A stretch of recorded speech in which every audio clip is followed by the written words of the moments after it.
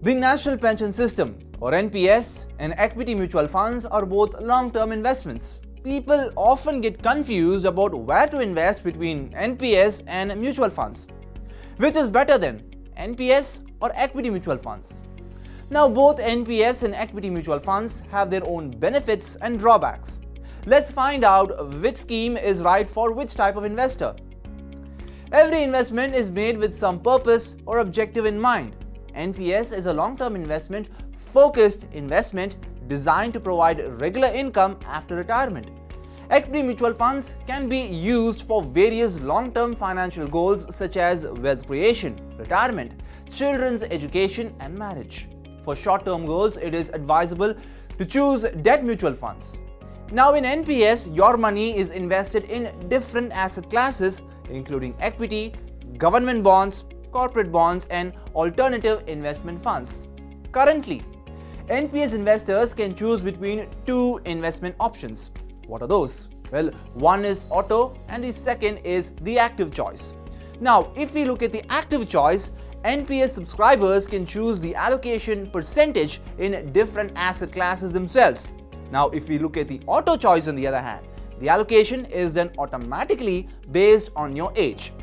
Equity mutual funds invest the majority of their assets in shares of different companies. According to the AMFI, these schemes have to invest a minimum of 65% of assets in equity and equity-related instruments, that is.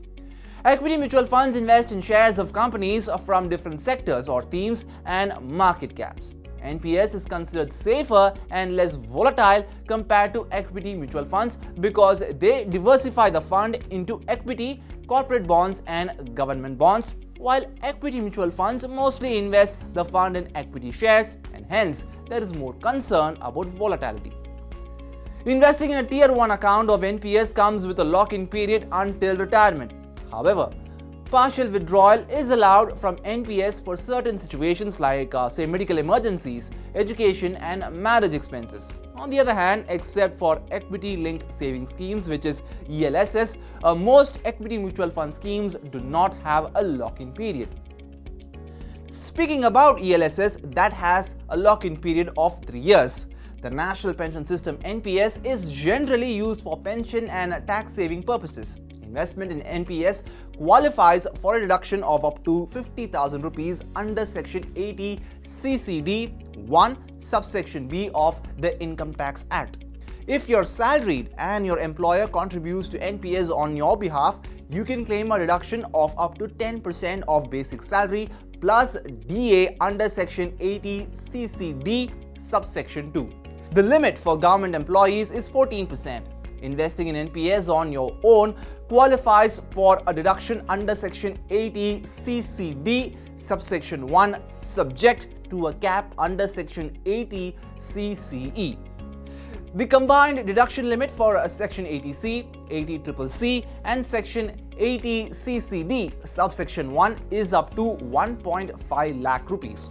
Now, apart from equity-linked saving scheme, which is ELSS, investing in any other equity mutual fund does not qualify for a tax deduction. Investment in ELSS qualifies for a deduction under Section 80C of the Income Tax Act. For deduction under Section 80C, well, that amounts to 1.5 lakh rupees. Now, in NPS, there is no tax on withdrawing 60% of the total deposited amount in the account at maturity. The remaining 40%, on the other hand, has to be used to purchase an annuity plan which provides regular income. There is no tax on the investment in the annuity plan.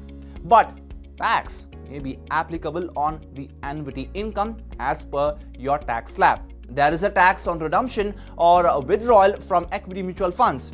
Investments in equity mutual funds for more than 12 months are considered long-term. Long-term capital gains tax or LTCG tax is applicable on withdrawing investments held for more than 12 months. There is no tax on long-term capital gains LTCG of up to 1 lakh rupees in a financial year. Above this, a tax of 10% is applicable. Short-term capital gains tax is applicable if the holding period is less than 12 months. It is taxed at 15%.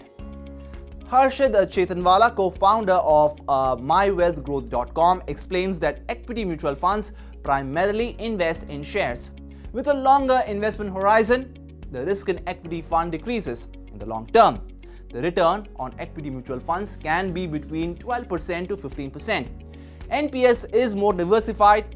Even with a maximum equity allocation of 75%, the long-term return of NPS is only 2 to 4% lower than equity mutual funds.